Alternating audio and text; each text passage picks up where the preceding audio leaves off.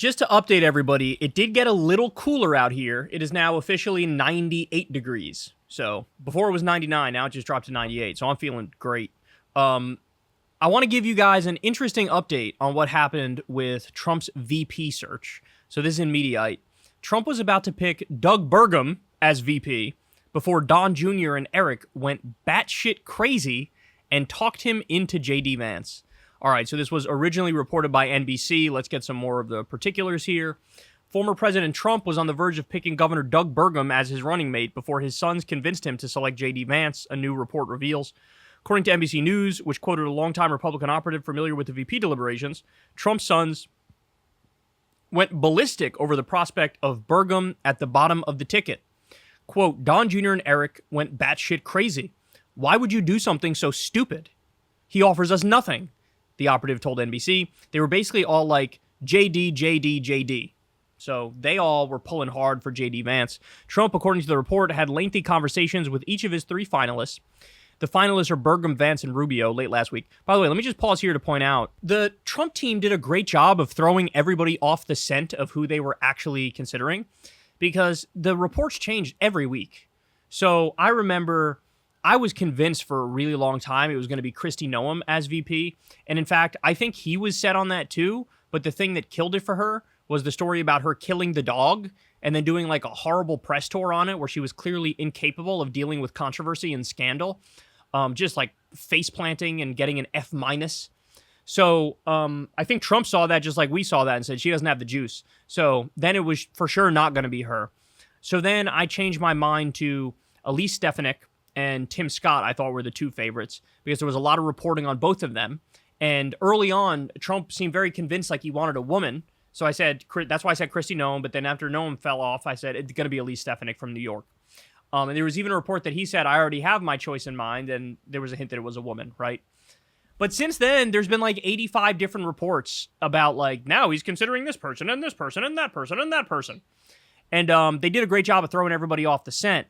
And when they say here that it was Bergam, Vance, and Rubio were the last three, I actually don't believe them.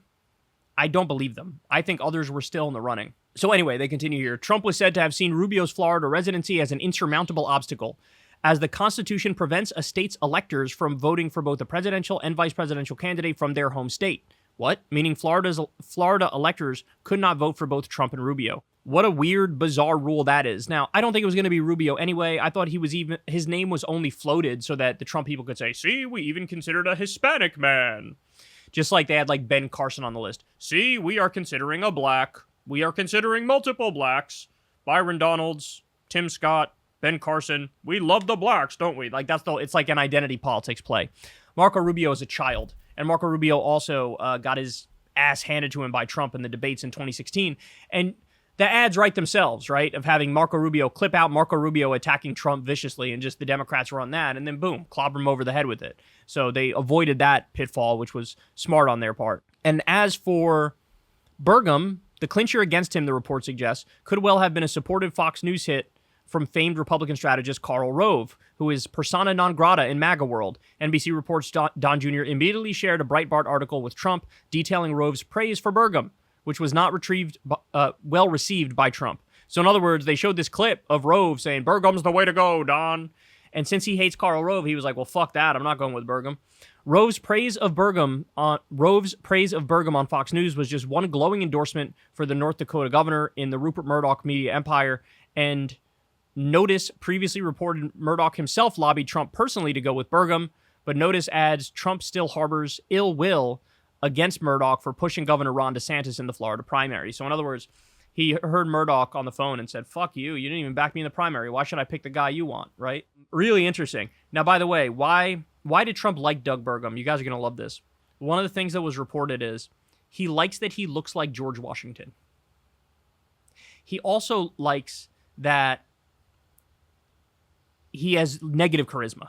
None. And Trump never wants somebody to outshine him, ever. And Bergam is incapable of outshining fucking anybody, right? Go back and watch Crystal and Sagar grill Bergam. It's hilarious. He's like horrible at this job. It would have been a terrible pick. He brings absolutely nothing to the ticket, except one thing. Massive donor money.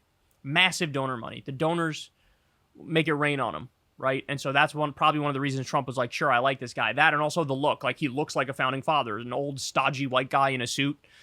So I'm not surprised that Trump sort of took a liking to him. He also probably kissed his ass relentlessly. But ultimately, the Rove thing probably ruined it for Bergam, and also his sons basically saying, you're going to pick J.D. Vance. So J.D. Vance's like weaselly careerist move here was probably to suck up endlessly to Trump's sons so that they would have sway with him and he would end up picking Vance.